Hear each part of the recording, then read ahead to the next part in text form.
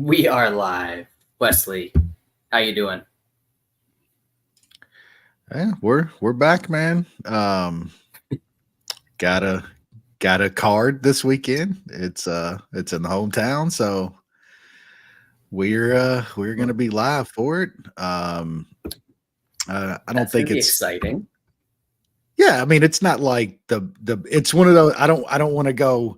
I don't want to go like MMA fucking mouth breather, but on paper, it should be a fun card. There's like not a bunch of big names, but I think there's some banger fights on there, and should be fun. I'm gonna be live with a couple buddies that were some of my original kind of UFC watching guys back in way back in the day, and a Nice. time when I used to do pay-per-view parties and stuff like that, and they haven't watched that shit since probably Fox and stuff, and all the saturation came along. So going to be fun to watch some fights with the fellas again, and we're gonna get really fucked up and watch some watch some fights. Should be fun. There you go. That's one of the things that we've been saying. Welcome back to another edition of the MMA Analysis, by the way. No production value this week. Sean had a baby, so he's got the baby AIDS. It's Well starting. documented across this show. It happens. It was bound to get him.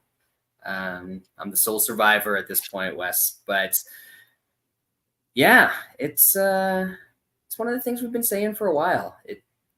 The cards, even when they're bad, being in front of a crowd makes them better. Yep. And I think that's going to be very much the case this weekend, especially these smaller markets, because like Louisville's only had what, one or two UFC cards before? Just one, 13 years ago. Yeah. Yep. So like if you go to these underserved markets and you slap the name UFC on it, you can put, a recognizable name in the main event and then the normal slop that they want to toss out there, and you'll probably draw a decent crowd.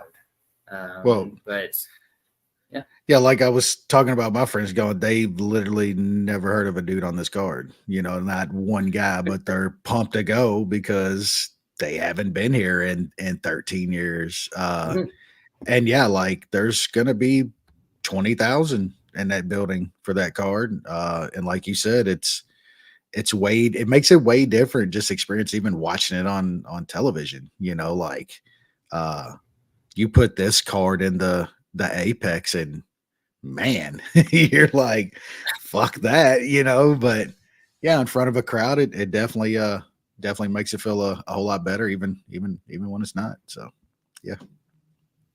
Are there any Kentucky fellas on this card? Do we know? No, I don't think so. There was some that tried to get on, like what's his name is from like Tennessee and stuff, and or was from like way down the Tennessee border. Can't remember who. Was it Jimmy Flick? One of those guys, one of those redneck dudes that was trying to get on the card. But no, I don't think they got anybody on there that's really from anywhere around here. So yeah. We don't have any. Like I think our sport in Kentucky. Like I think our best guy that's like actually from Louisville is Dontel Mays. So that should tell you something. There we go. It looks like there's a lot of guys from Houston and that sort of stuff on this card. And yeah, as you said, doesn't necessarily look the best in name value. There could be some fights that deliver, and the crowd will hopefully put a little energy in the building and a little bit of energy into the fighters. But before we get to that, we're going to take a very brief look at UFC 302. I have taken no looks at UFC 302 thus far, Wesley. I heard the main event was very entertaining. I heard that the Candyman is an absolute urinal cake meat stick. And what else did I hear? Jailman's back. Yeah.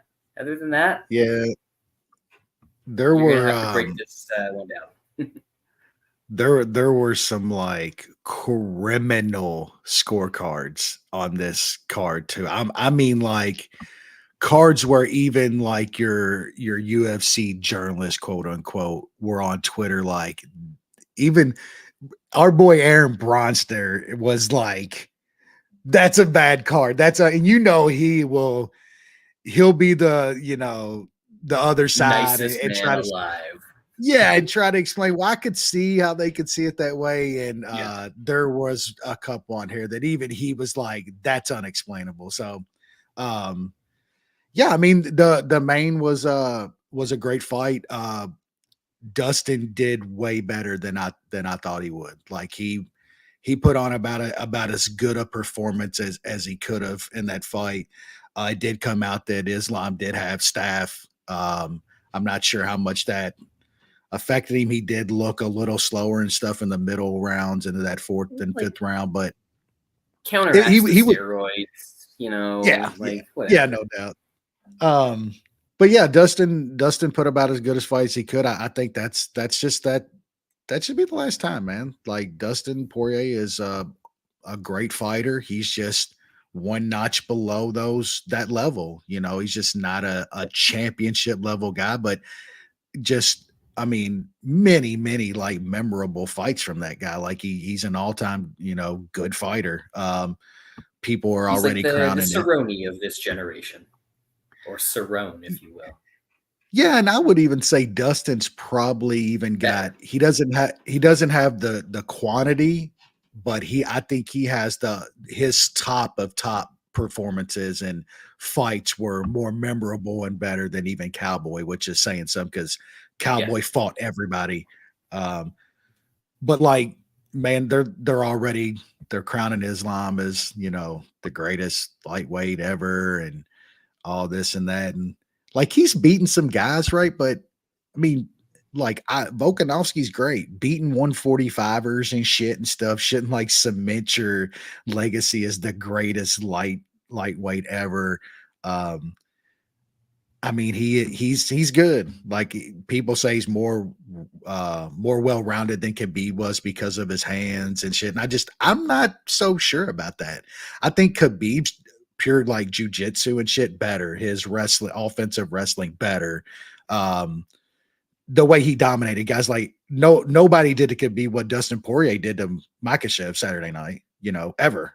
Yeah. Well, he was in Khabib one was just close. dominant.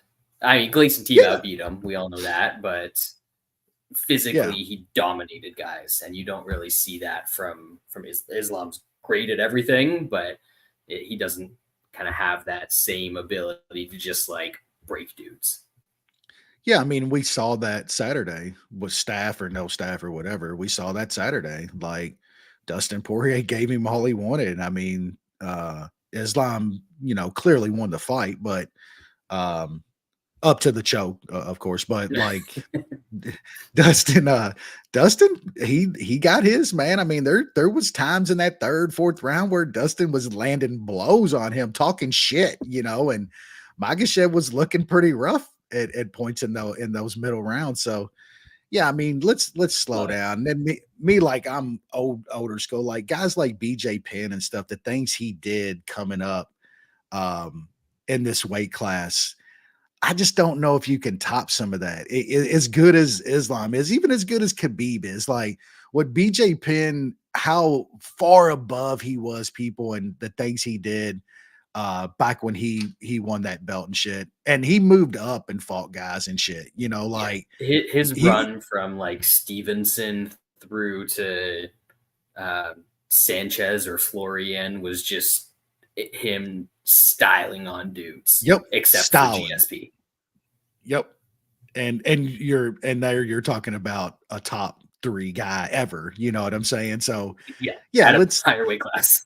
yeah, at a higher weight class. So like Islam's fighting 145ers where BJ was going up and competing with 170ers, look like the fucking Matrix dude at 155 during that run. So like, yeah, I mean, I still think it's BJ above Islam and shit, but let's slow down. The guy's still got a career ahead of him. He's good. He could be the greatest, who knows, but slow down.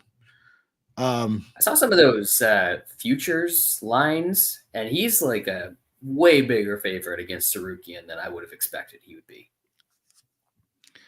I mean, we saw, I mean, I don't know, man. Like anybody that can compete with his wrestling a little bit, like even Dustin was in that fight. Like he couldn't get Dustin down. You know what I'm saying? The one time he got a legit takedown on Dustin, he choked him out. You know what I'm saying? But like Dustin's takedown defense was holding up. Anybody that can consistently stop those takedowns, man, like his hands are okay, but man, Sharukian's hands are fucking ridiculous. Like I agree with you. I think you're going to see very, very inflated lines on him against a number of guys that I would probably have to consider the other side as well. Sharukian being one. Bring it, Ozzy. Glad you could join us tonight. Yo, we seem to be on the same schedule lately, which I appreciate. And again, no NBA double doubles and whatnot for you to be cashing. So you're stuck with us. Co-main event, our boy Lil Drunk got robbed, obviously. Terrible split decision. split decision. It was a terrible split decision, was it not? Look, man, I bet Lil Drunk and Sean Strickland is one of the most boringest ass fucking point fighting fucks I've ever seen in my life. That was like horrible. There is Little Drunk. There's no way you have a card for Costa in that fight. There's just no way. Yeah, I mean, I bet Costa cannot like sit there and try to punch with guys, especially guys like Strickland who are just pure point fighters. That guy doing this little high step shit across the cage and throwing these front kicks for 25 minutes. I never want to see that guy fight again. Never. Don't ever give that guy a title fight. Wes, like that sounds a lot like cancel culture, and is probably because he has conservative values. I can't believe you would say something like that on this podcast. Sean Strickland is not a conservative. Sean Strickland is a fucking brain dead maniac, like straight up. He's had those dudes have mental problems. They're not quote unquote conservatives. They're not like fiscal guys and this and that. That dude is a straight up like hateful piece of shit. Fuck Sean Strickland. But besides that, he's a boring ass fighter. Like how this guy is an incredibly boring fighter. And people's like, oh, this guy's a star. Like people love this guy and shit. I'm like, what the fuck are you talking about? Fight. Exactly. I don't fuck that guy. Don't give that guy a title fight. Nobody wants to see that dude fucking fight. Yeah, that's all I got on Sean fucking Strickland. Fuck that dude. Rest of the main card, Kevin Holland and was it Herb? We'll say it's Herb. You can correct me if I'm wrong. Stole a victory from the Candyman. It's like stealing candy from a Polish dude, Wes, and it's wrong. All right, that's what it is. Nico Price, unanimous decision over Alex Morono. The one dog that I was looking at that I didn't bet on this card. Reverse sweep, by the way. Nailed it. And Handy Brown, unanimous decision over Lazadushku. Say what you will about those fights, Wes. Yeah, Ola Candy. If I'm gonna put a picture of urinal cake fight IQ in my book, it's got to be him now. Whether his arm it didn't get broken. Apparently, his arm was fine. It looked gruesome. Yeah, but like as the ref, you can't. I think you got. Oh man, that dude's arm's backwards. Hey, maybe it's fine. I mean, I had a decent bet on him at like plus 230 or something. He dropped Holland, and I'm like counting my money, and he does the dumbest shit ever. So it's his fault for one, but two, yes, I think you got it. I think you got to stop that. Like I was surprised that it went that long. I was really kind of surprised. Like Herb gave the dude every fucking chance because it looked like for 10, 15 seconds his arm was fucking just wrecked. Wow, that it was almost like at the point where he actually stopped it, why are you stopping it? Yeah, But he like should it. have stopped it before then. Yep. Yep. There was spots where it looked way worse than when he actually stopped it, you know. But even like Big John McCarthy was on like that's a great stoppage and this and that. Like I agree. I think you have to just from the looks of it. It sucks that his arm was fine. It does. That sucks, but you can't and like they even said on the broadcast, like Herb was a part of like watching Tim Sylvia get his arm snapped in half. Like I'm sure Yeah. he's like those things run through his head. But yeah, besides that, Candyman actually deserved that shit. He literally drops that dude and literally dives into an armbar. It was the fucking dumbest shit ever. Give me anybody now.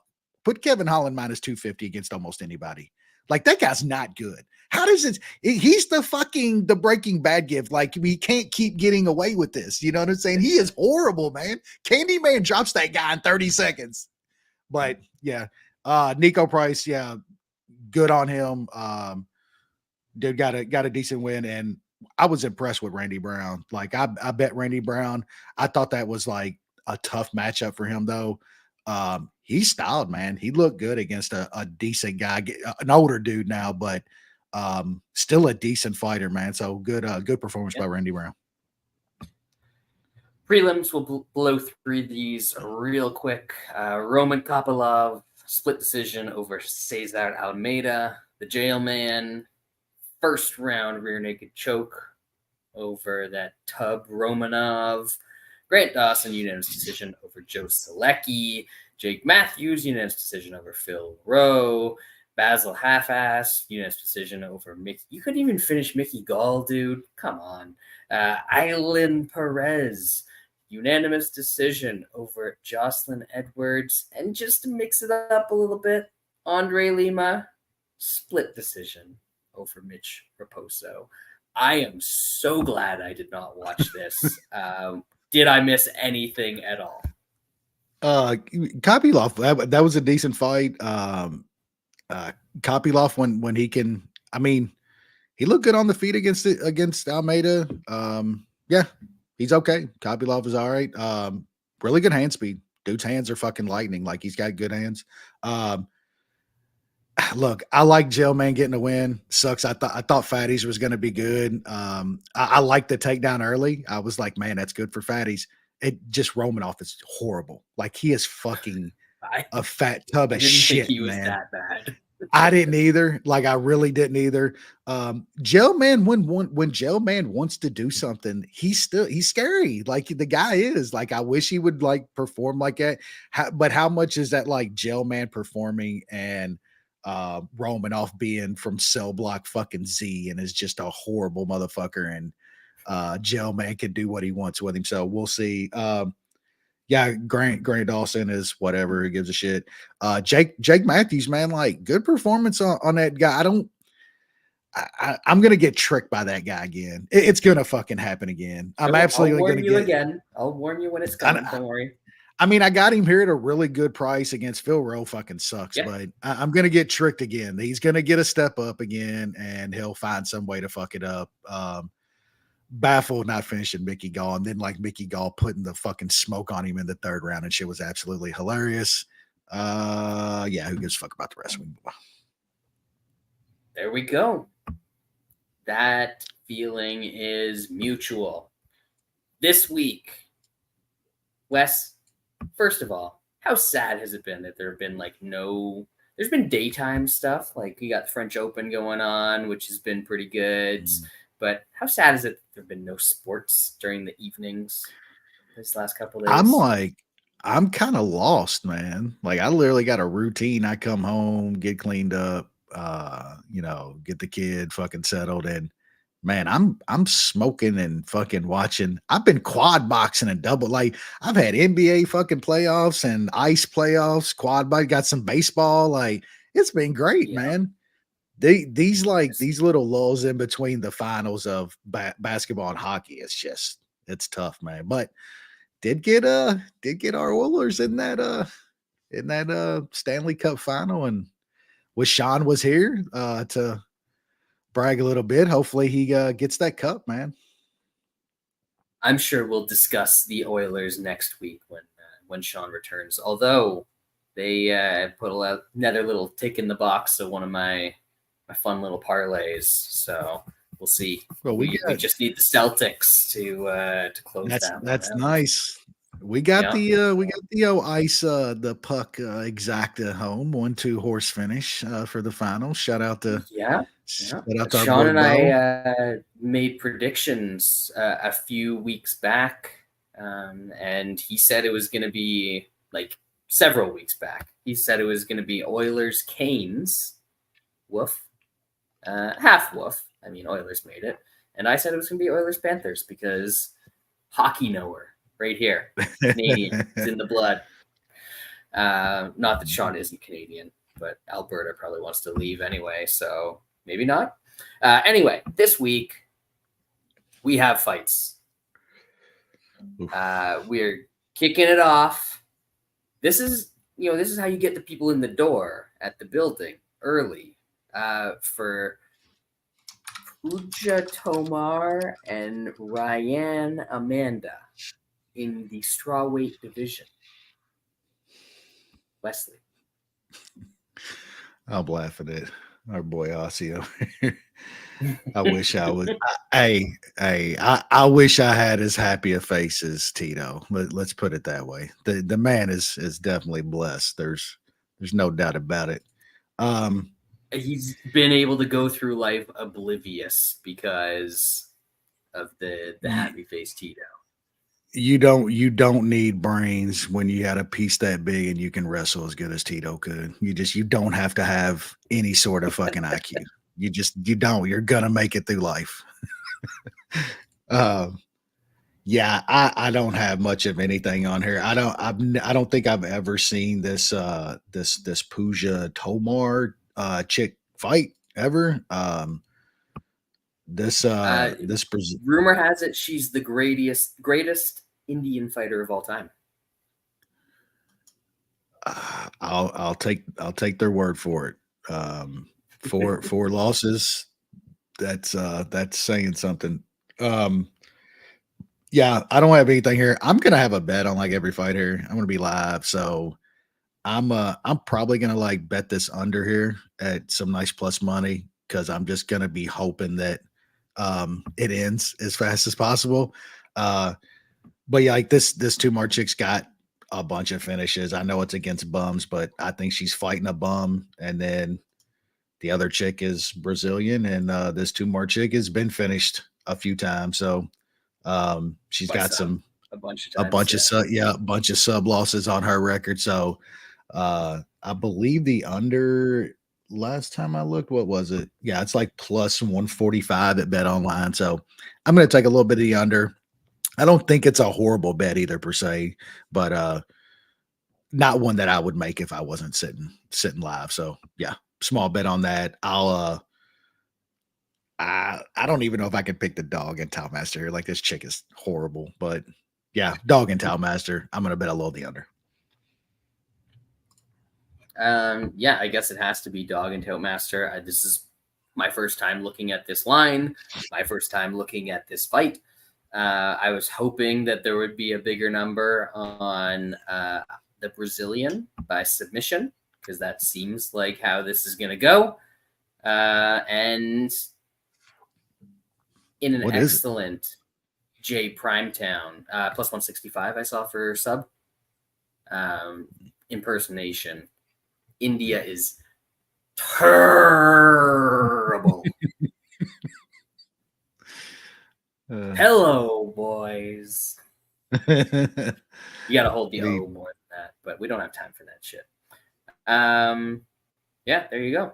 Ozzy's also liking the sub. So if I haven't watched and I like the sub and he has watched and you maybe have watched a little bit, we all like the sub. Honestly, maybe worth it. Next up, Bantamweight division. This is like the second best fight on the card. Third?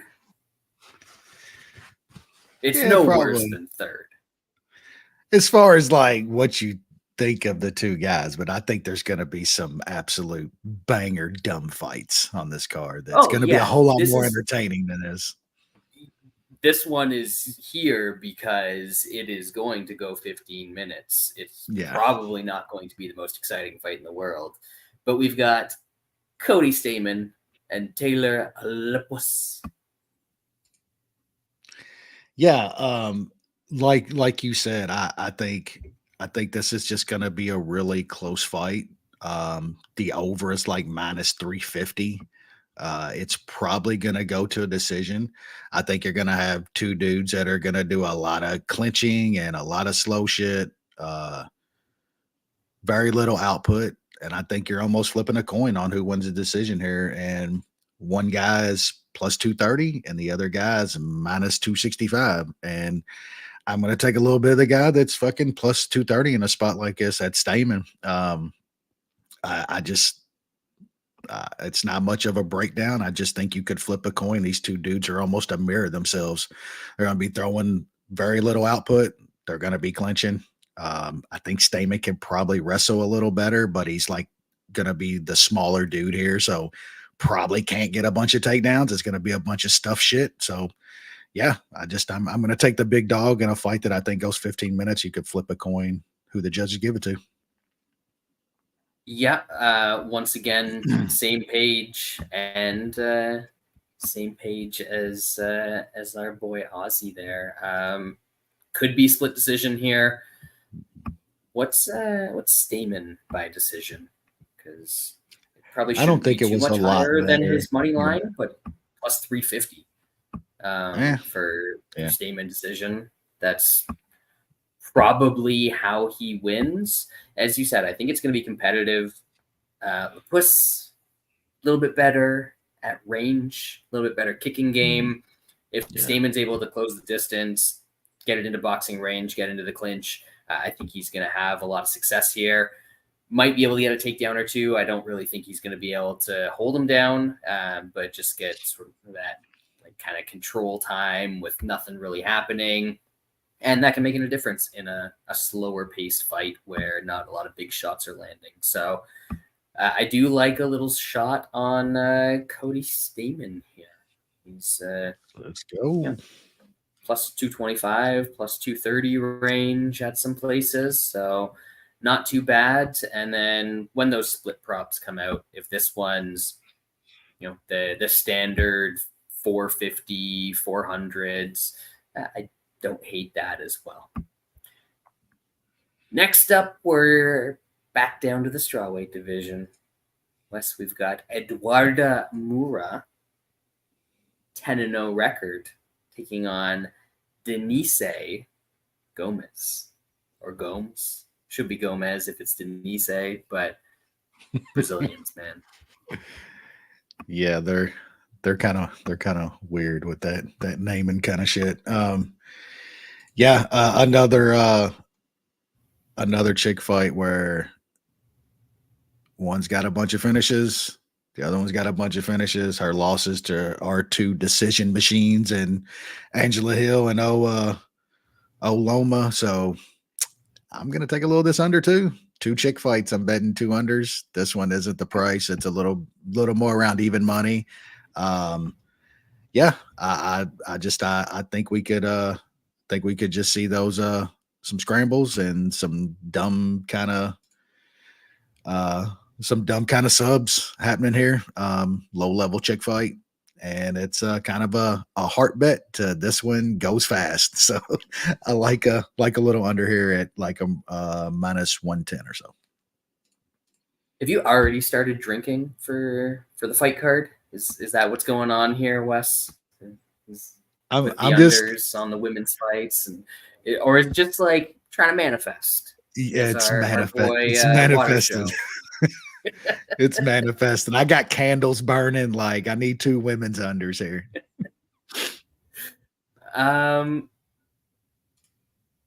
It's possible. I mean, I would probably look more in the Gomes direction because what happens if the chick whose nickname is Rhonda doesn't get the head and arm and immediately get to her back and choke her out? Like, what if she has to throw some punches? Not unlike what happened to Rhonda. Eh? Eh? Parallels are there. And honestly, Gomes can kind of actually punch sometimes. So I wouldn't be shocked at like a TKO. I think that's like plus 350. I might just take a bunch of these dumb props, throw them all in a round robin. It seems like that kind of card. Get a bucket of KFC over here because you got to support the corporate overlords. And we're at the KFC Yum Center. Greatest name in all of Arena-ing. It's a nice building. It's a really nice building. I'll give them that. Even though the fucking Cardinals play there, but beautiful building. Do they have is that the main tenant, Louisville, like Cardinals teams? Yeah, it's their basketball teams, but they do like events literally every weekend there pretty much. The whole area, like that part of downtown is fucking sweet. The wife literally works, well, when she was in the office, her main building is like right next to it, and then just bars and restaurants and hotels all around. It's really nice down there. Nice. Okay. Well, enjoy any of those establishments that you frequent or will be frequenting on Saturday. And we're going to bounce back to the bantamweight division. A man I dislike through no fault of his own, Daniel Marcos. Still a little salty about Davey Grant getting robbed against this dude. Taking on John Castaneda. Sounds like a fishing thing, you know? That was a real nice Castaneda. Is that what the Spanish fishers say? That man makes a hell of a bait caster. The old Castaneda bait caster. If you can use a bait caster when you fish, you got some respect from the old sidesman. None of that push button shit around here. That's for children. Yeah. I like Castaneda in this spot. I don't think much of Marcos. Lost to Davey Grant. I think Castaneda's last couple wins against Kang and who's the Russian he fought? Ain't it the Russian dude? Gurval or whatever. Yeah. I think those couple wins there are better than anything that Daniel Marcos has got on his resume. I think Castaneda is going to come forward and put some pressure on him. Castaneda's got some decent offensive wrestling, decent hands, hell of a chin. Yeah, I like him in this spot. I think he's was he around even money? A bet online now. It was some plus money, but yeah, even money.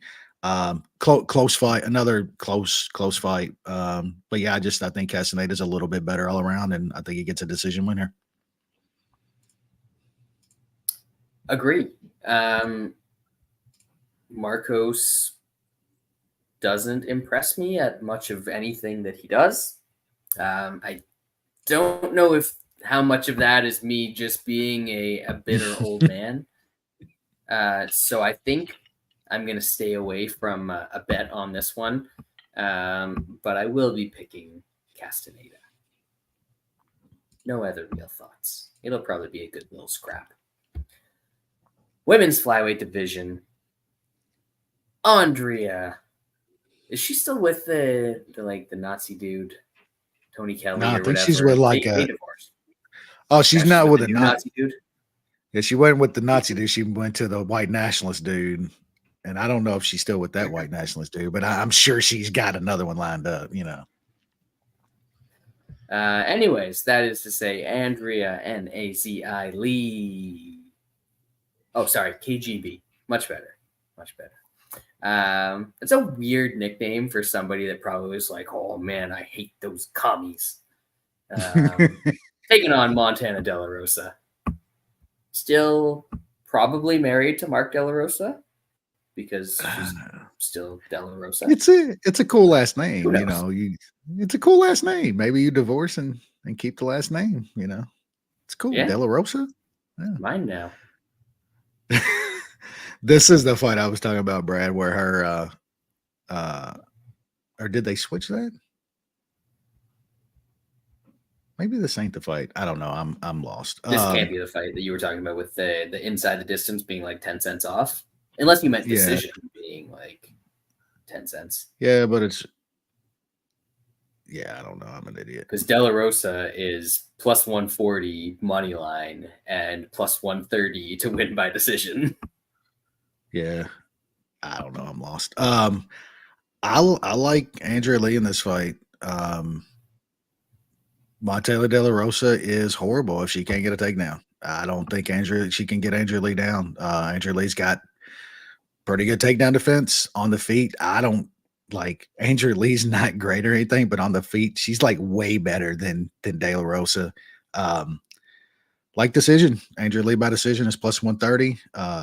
Don't think you take money line here. She couldn't finish a fucking half a Subway. So yeah.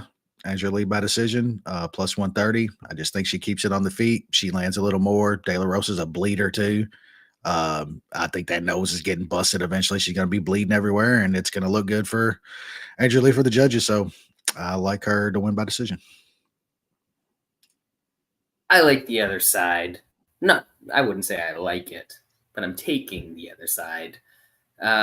Even if De La Rosa can't get takedowns, she's gonna get at least inside. So I don't think the striking advantage is gonna matter that much. A lot of this is gonna happen in the clinch. Maybe a takedown or two happens. I don't think there's a ton of control on the ground, but Andrea Lee's last two wins are Cynthia Calvillo quitting on the stool, and then the shitty Shevchenko out grappling her. She's lost 4 fights since then to, like, I guess good competition. But she seems like, and then before that, she lost 3 more fights in a row.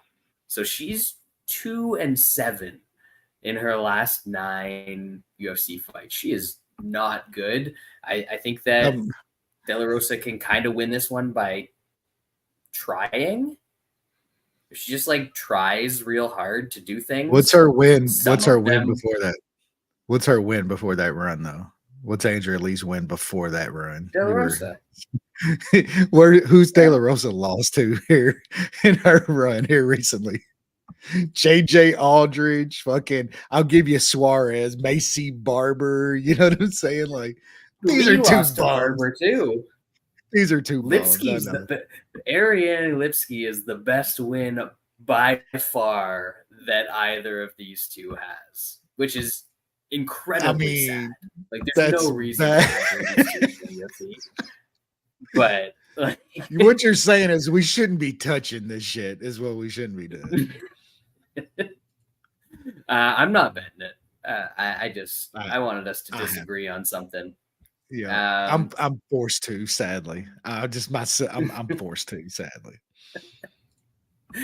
Bantamweight division, Brad Katona, minus 650, Jesse Butler. Holy shit, Wes, I need a new beer if we're going to keep talking about this kind of shit. Look, I will say that Katona shouldn't be this kind of price against like anybody, but man, Jesse Butler is just fucking horrible. If Jim Miller in 2023 is knocking you out inside of 23 seconds, senseless.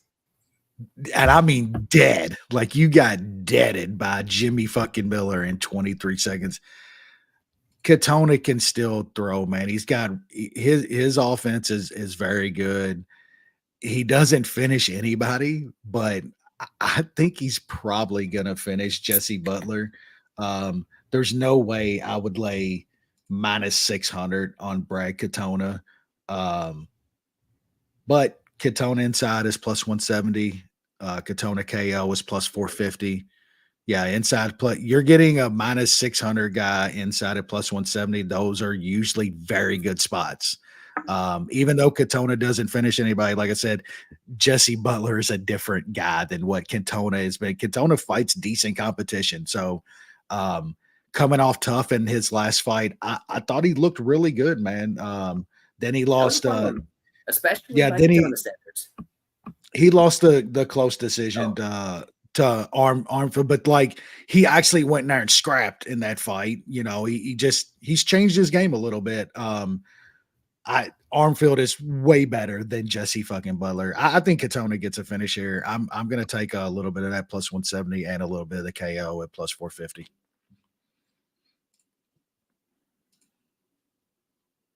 there we go.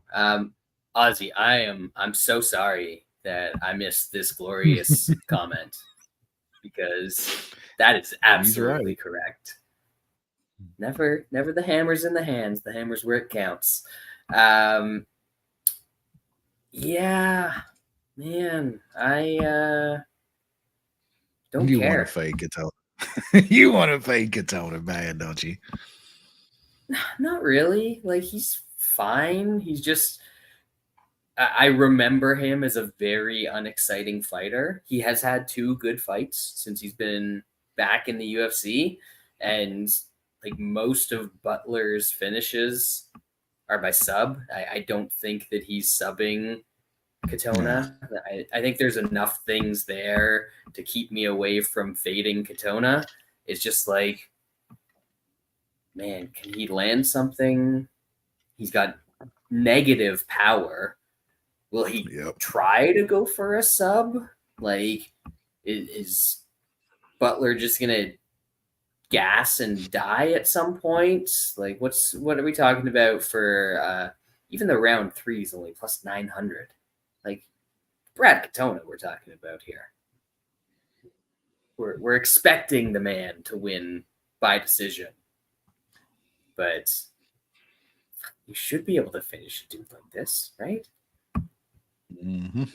He should. Don't embarrass your country, Brad. Can't be a Brad embarrassment to Canada. But I can't find anything to bet here. I think hoping he can find that shot or get a dominant position late and maybe win with some ground and pound is probably the best way for Wes's TKO. I'm not willing to throw anything on it at this point. Maybe a bigger round 3 number will get me there. But anyway, we're going to move it on to the welterweight division. We've got. Hold on. Okay, I had to scroll for a little bit. The most racist fighter on the card, Charles Radke, taking on Carlos Freitas. Wes? Yeah, this should be a fun one as long as it lasts. I kind of I lean Freitas here. I'm not rushing out to lay that kind of juice on him money line, but it's another one that I'm looking for a prop in, and just I was impressed by the Giles win. Like I thought the guy looked really fucking good against Giles. I bet Giles in that fight, and he got smoked. Like Freitas looked very very good. Giles is a tough out, man. He's hard. He's a hard dude to finish, and Freitas put it on him and got him out of there. I'm just not sure Rakic is beating the Gilbert Urbinas of the world and shit. Like, I think Freitas is gonna put something on Rakic at some point and get him out of there. So I like another kind of proper. I like Freitas inside the distance, and I didn't get what was my TKO price? TKO right now is even. Yeah, inside the distance is 10 cents worth. So just gonna put it all on inside the distance. Yeah, I like Freitas to get Radic out of there. I'm like I said, that Giles win impressed me. I think any kind of performance like that against this dude, he's gonna style on him.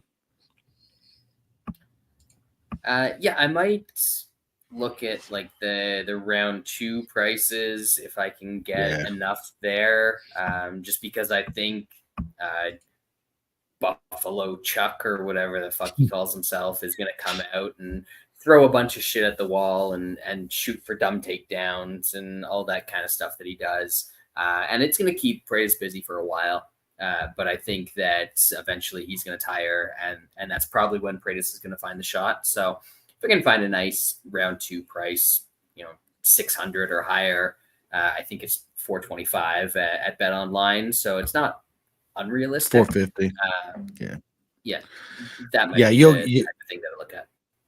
Yeah, you'll get a 6 at 365 or FanDuel or something like that for sure.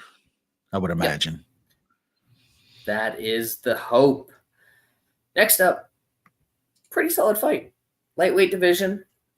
Thiago Moises, the engorged, steroided up carcass of Ludovic Klein.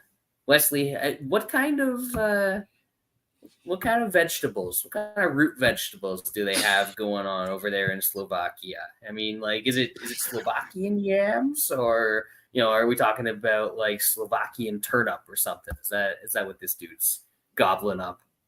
Yeah, it's got to be like rock grown eggplant or some shit, like rock side eggplants or some shit. Like, yeah, you're right. Cause this dude, you want to talk about fucking Lance Armstrong level EPO motherfucker. Like this guy's like radiating. He's on so much shit. Um, Man, pure skill wise, I think Moises is way better. Just you got to worry about the size difference here, and Moises has had some problems in fights when he's fought. Most dudes are bigger than him in fights, and he can be grappled and bodied and slowed down, and he can't get his offense off. And Klein could absolutely do that here. I'm leaning Moises because he's the dog in his spot, but the line is dropping down. People's betting Moises. I guess the plus money was enticing like it was for me, but I mean there was some plus 140s out there and stuff, and now he's down to almost even money. So I liked him a whole lot more at plus 135, plus 140. This getting to even money is kind of iffy to me. I lean Moises, man, but it's hard to look at the matchup, and this is might not be the best matchup for Moises. Like I said, I do think he's more talented, but man, Klein's going to be massive compared to him, and that could be a problem. So lean Moises. I haven't bet it yet. I'm going to watch the line. I mean, if I don't know, it's a tough one now. Definitely liked him way more plus 135. I'm still kind of tempted on Moises. Haven't pulled the trigger yet because I want to see if it bounces back up. But man, like, I know Klein is starting to look the part, but like, who was it? Bryce Mitchell's buddy, who struggles to think, I think is a nice way to put it. That's the guy that he beat last time out. Yeah. And then before that, his best win is probably the Baja Man. He's got Mason Jones, Devontae Smith, lost to Nate Landwehr, lost to Mike Trizano. Like he's done a transformation since 2001 though. Like that's physically, that's, you know what I'm saying? No, because that was featherweight as well, and then like a lot of his earlier stuff. He's certainly grown into his frame, shall we say? But man, he's still not a better fighter than Thiago Moises here. So unless he comes out and like, is he really going to just dominate Thiago Moises with grappling? Like, Mac and Cheese can do that, but Klein, and honestly, Mac and Cheese couldn't really do that. It took him forever to get Moises out of there. So like, this is a dude that's been in with the top level of the lightweight division versus a guy whose best win is the Baja man. So if it bounces back even a little bit, I'm going to have to take me some Thiago Moises in this spot. I don't care if they left ATT. I don't think he forgot all of his knowledge back in the where's ATT? Coral Springs or some stupid Florida. Floridian name. He's not going to forget how to fight or grapple. Might be a little bit less prepared, but I wouldn't even maybe say less prepared, because what kind of attention is he actually getting at ATT? attention? Yeah, attention. The guy that's the fights he's getting compared to dudes that are getting title fights and shit at that gym. Like, he's probably definitely getting a lot more attention. The training partners know, but like the attention and the detail work is probably definitely up since then. So double-edged sword for sure. Yep. Moving on up to the main card, welterweight division. Puna Soriano taking on the caramel macchiato, Miguel Baeza. Wesley. Yeah, this is like, this should be dumb fun, right? Like, somebody's gonna get hilariously fucking stopped in this fight. Has to.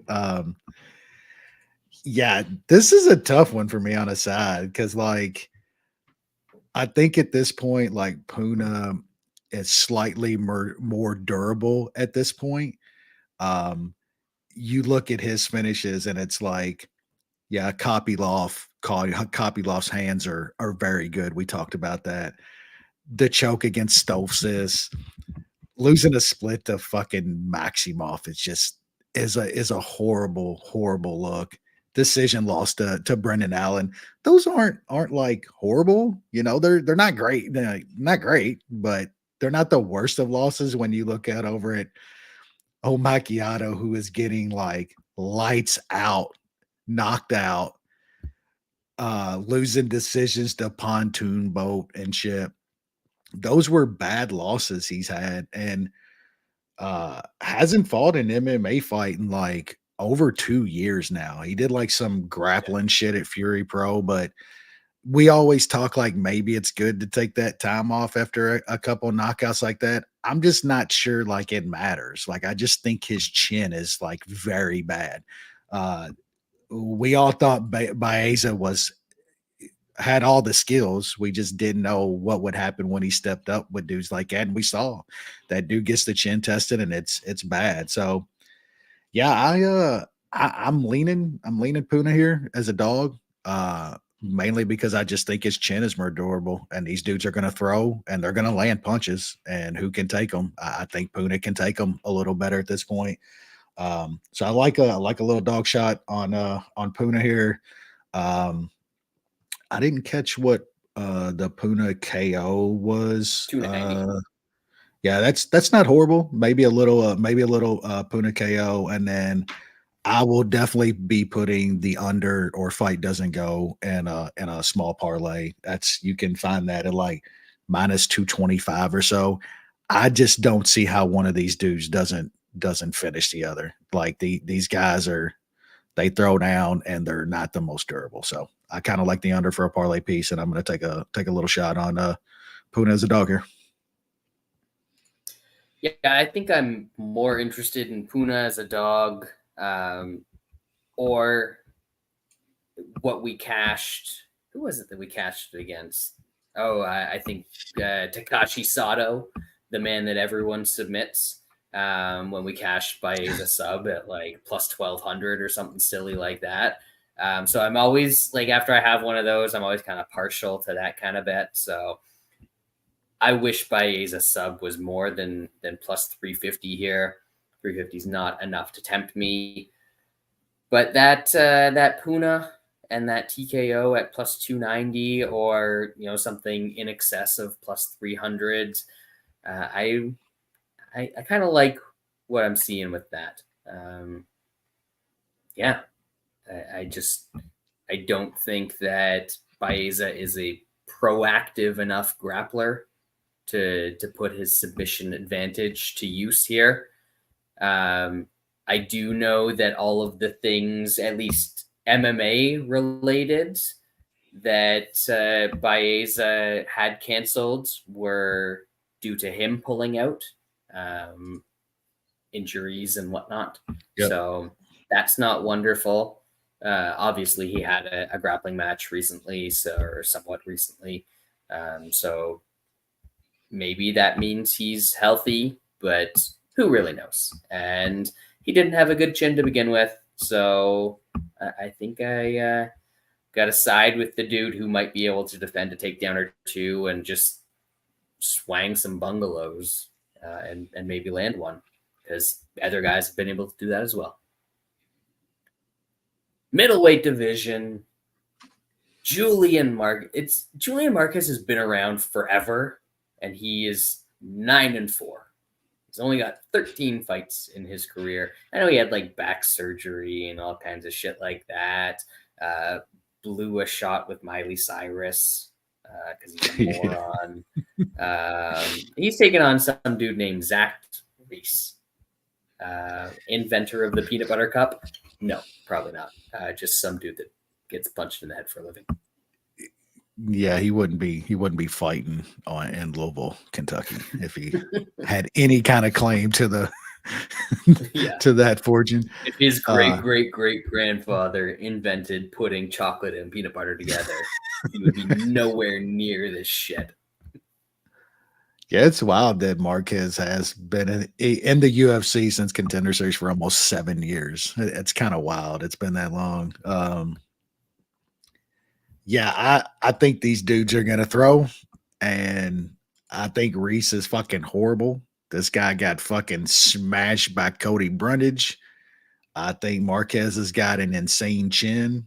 He doesn't get like taken out quick unless it's fucking HoboCop. Everybody else got to work on him. Dude was looking decent against Barry Al until he gets fucking caught and fucking finished. So I think Marquez is going to fucking throw bombs, and he's going to land on Reese and get him out of there. So, I mean, money lines -135.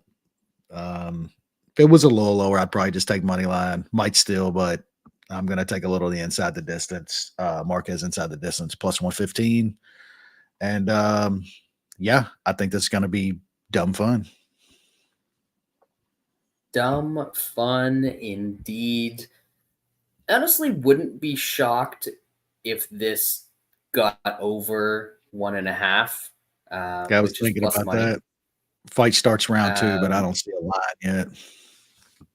Yeah, that would be another thing to look at. Because, like, yeah, he got absolutely smashed by Brundage, but that's kind of a fluky thing. You're not going to get knocked out by a slam all that often.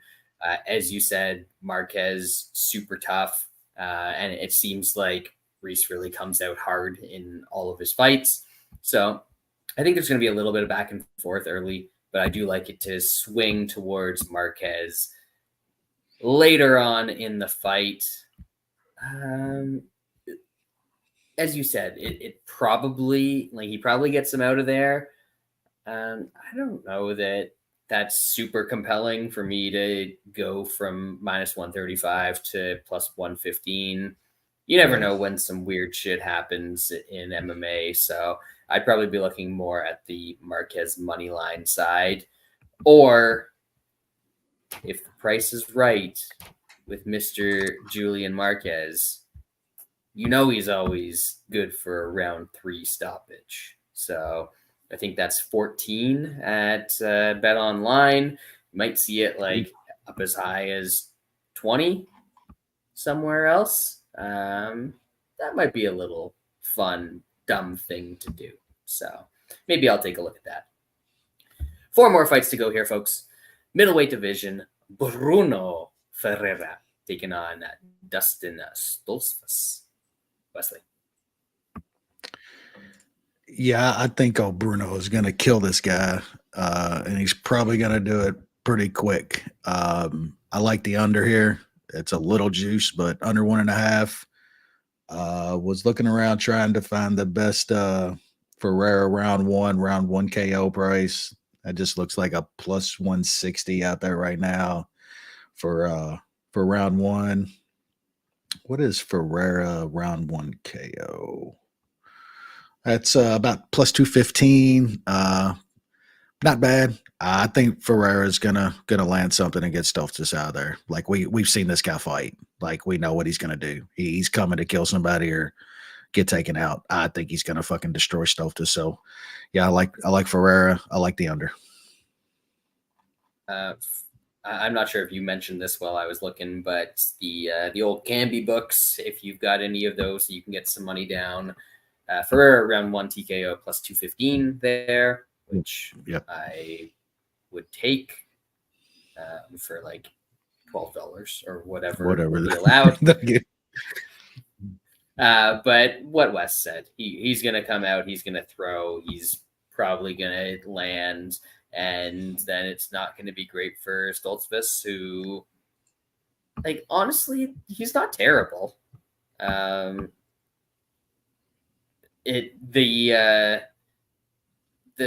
bust kick right at the start of that fight, I think makes people think he's significantly worse than he is, but he's not awful. He's not horrible. He belongs like a 2-fight regional scene streak away from making it to the UFC. So that's the perfect kind of guy to have on a UFC main card in 2024. Bantamweight division up next. Ricky Turcios Jr. taking on Jay Leno Jr. Wesley, what we got? Yeah, I mean, I bet this fight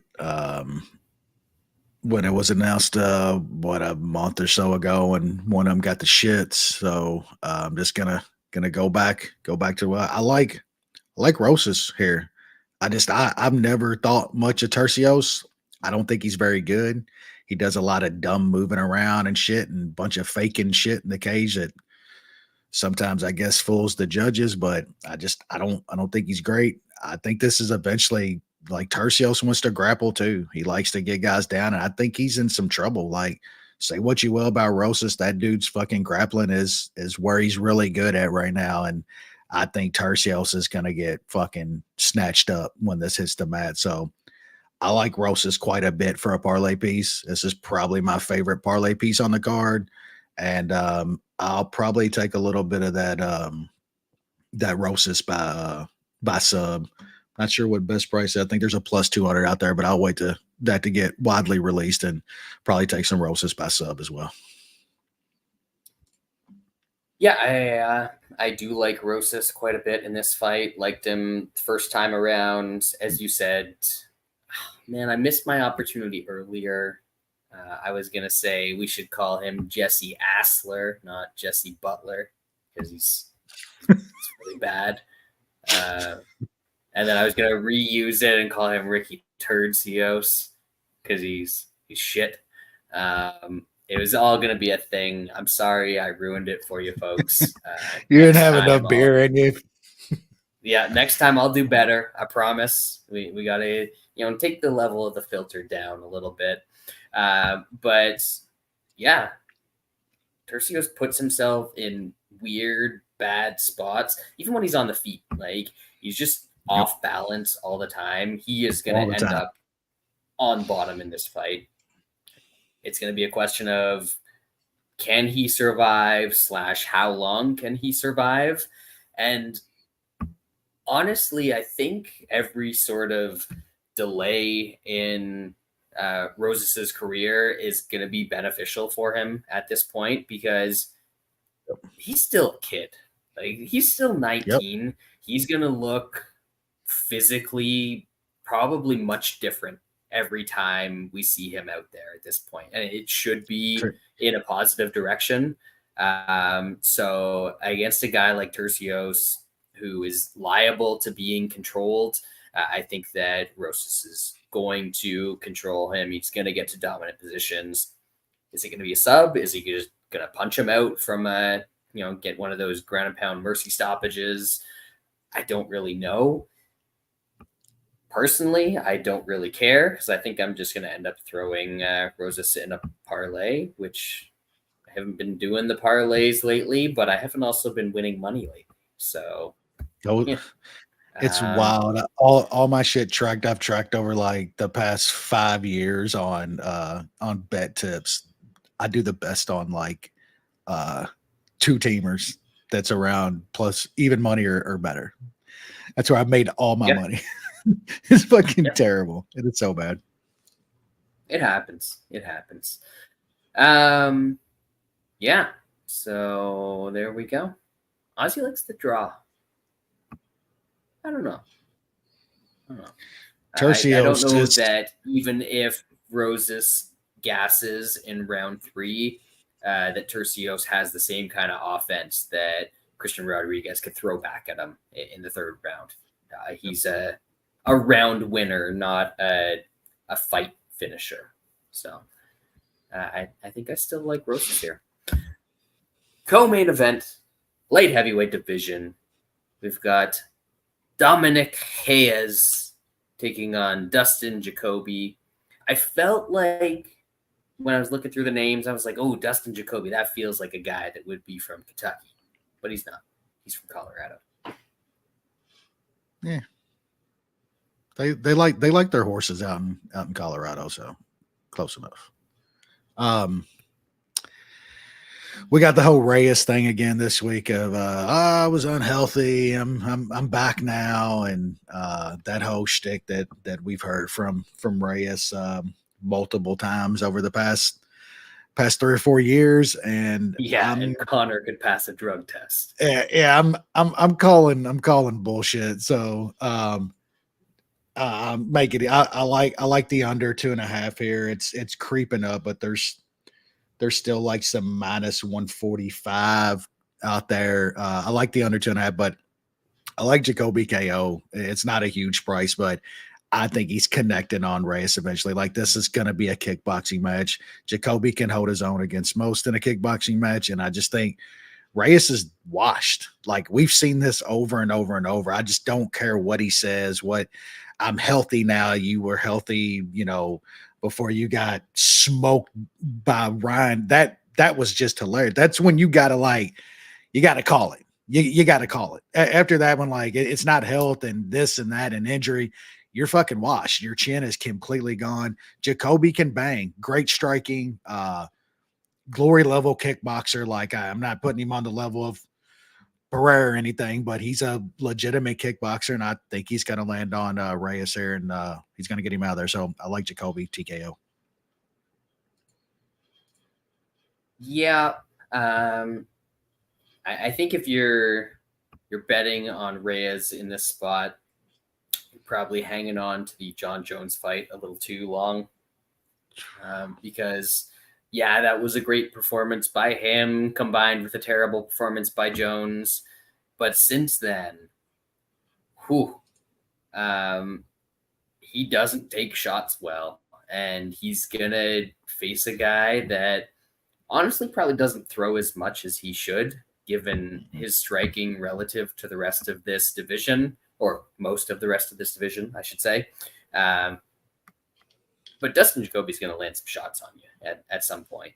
I think we might get some like calf kick bullshit in this from Jacoby early, and that's going to slow down Reyes's movement. Then he's going to be kind of a sitting duck. But I am absolutely not betting Dustin Jacoby as a minus 240 favorite. Like, the dude still doesn't know how to grapple. So if Reyes like trips and falls into a takedown, like he did against Yuri, wasn't that the fight where he like fell into mount and then he was like, ooh, no, gross, I don't want to do this, and stood up and then got knocked out. Anyway, unless something like that happened, like that is possible because Dustin Jacoby can't grapple, which is why I'm not betting him here. But man, he really should just like mop up Reyes at this point. The smart thing would probably take Jacoby and throw him in with the open slot I've got in a Rosas parlay because I haven't decided who that's going to be yet. But it's too early in the week for those kind of decisions yet, Wes. So we'll see. Yep. It just feels gross betting Dustin Jacoby as this big of a favorite. Remember the time that did he almost lose to Max Grishin as a massive favorite? And I was just like, or he wasn't a massive favorite. He was like minus 200 in that fight. And I was just like, I don't know with this dude. Don't know if he's actually gonna do it. Anyway, that brings us to the main event, and for what the kids might call one of the middest cards of all time. Cool with the lingo. We've got a middleweight main event. The Russian-French dude taking on the Crystal Man, the Cannon, Jared Cannonier. Wesley. Yeah, pretty good main event. The old Crystal Man hit 40 now. He's getting up there, but I imagine he's got some of the best EPO that can be ass squeezed out of a crystal at this point, because watching this dude fight, you would never even think that he had a 40-year-old gas tank. And I think that is the kind of my main angle in this fight. I don't think Cannonier can go 25 minutes of pressure, throwing, great chin, great wrestling. I think he's just gonna wear on Imavov over 25 minutes here, and dude's gonna probably win a decision. I don't think he gets him out of there, but I like Cannonier as a dog. I've already bet him. I got him up at like plus 125 or something like that, plus 130. He's starting to come down a little. Money is coming in on him, so I would probably grab him now. But yeah, I like Cannonier.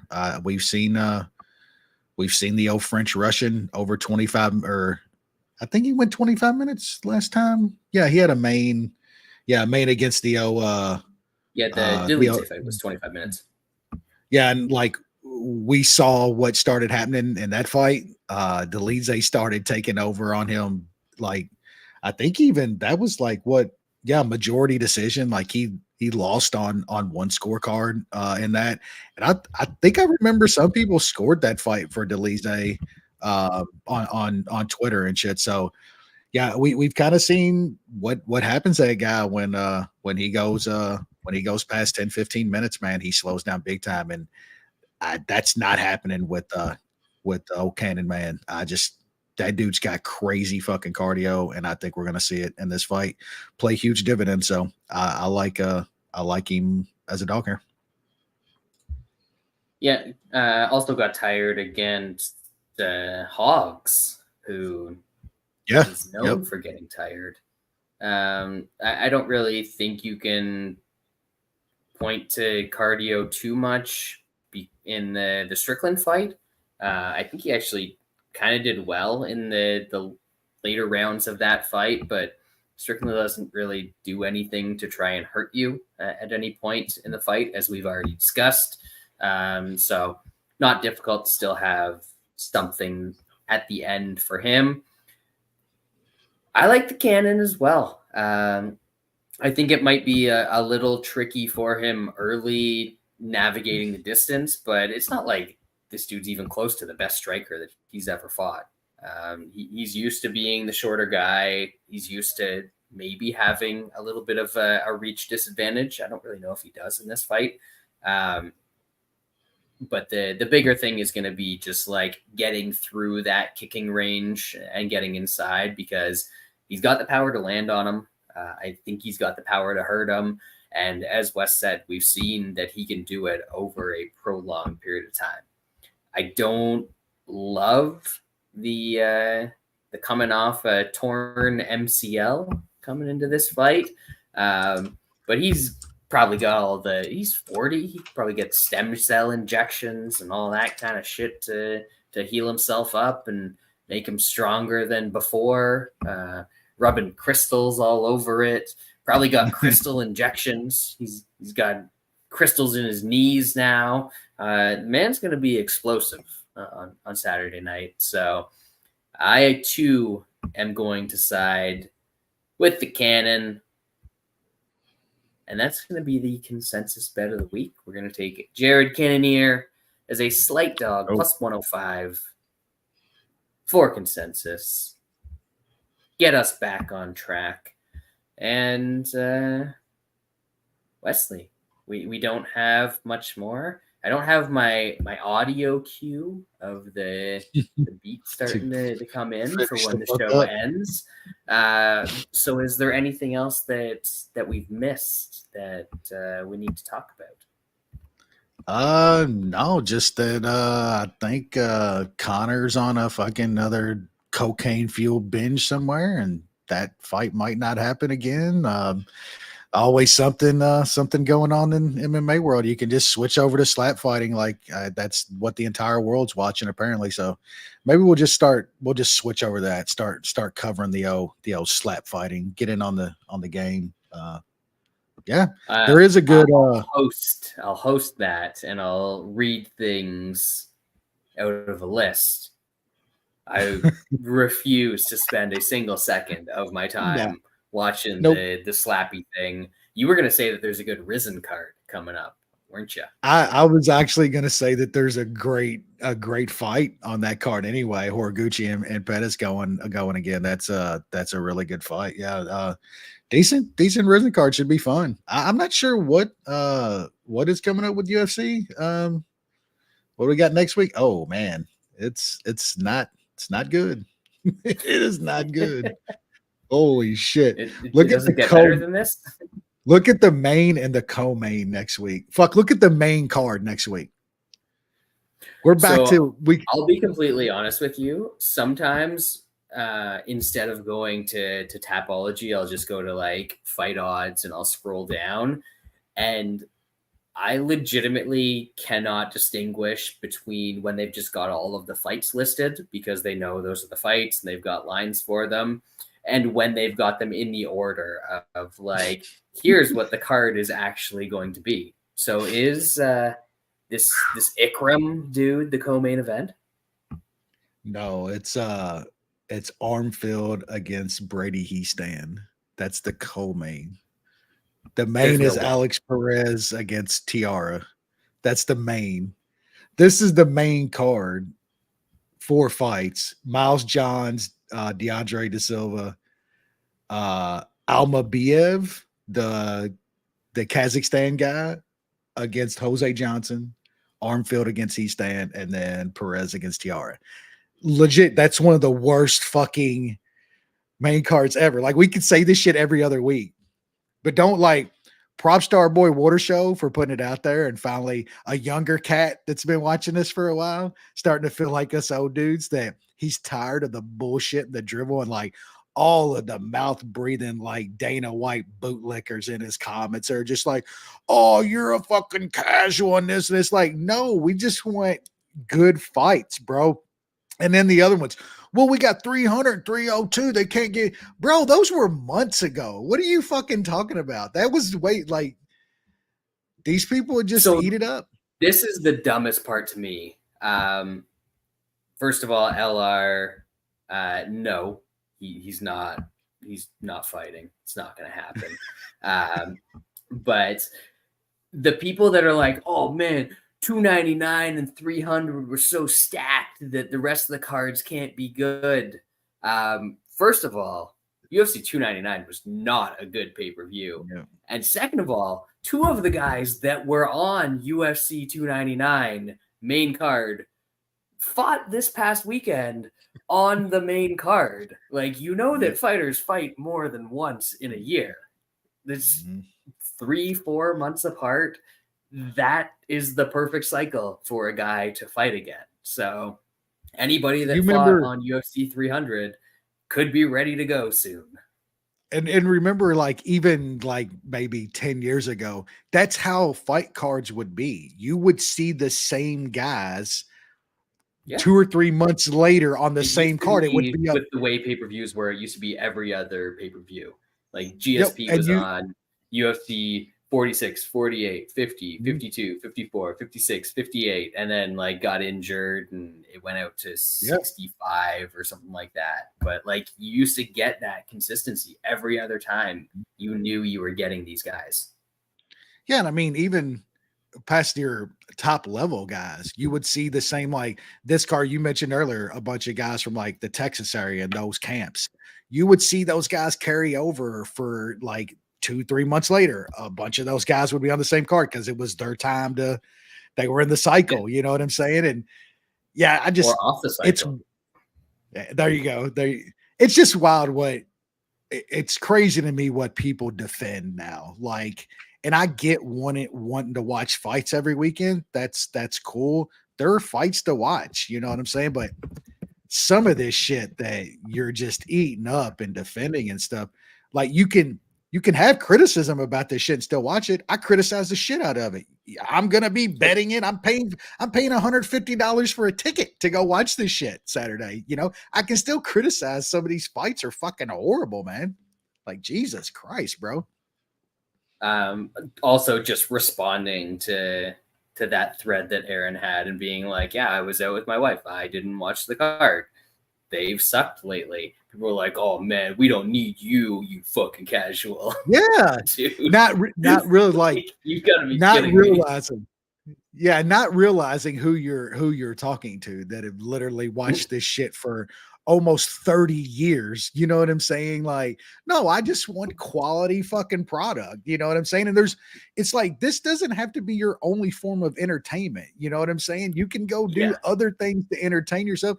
And there's a fucking DVR. You fucking the hell fucking DVR. You literally have an app to where you can come home and fucking watch the fights if you want to. Watch the ones you want to, the ones that you heard were good. Like it's just wild what people will defend when it comes to this shit. Like calling guys that have watched this shit from the literal beginning of it to call them casuals and shit because they don't want to watch Brady he stand against fucking random guy number 7 in a co-main event. Like, give me a break. Now y'all need to touch some grass. Y'all need to go play tennis, play a little pickleball, like bang your wife once every now and then. Like, do something, bro. Holy fuck. Shout out Water Show. Yeah. Good fucking tweet, bro. He's a good dude. Good dude. Anyway, I think that's about it. Yeah, multiple good Vernon Tiger White references in the chat.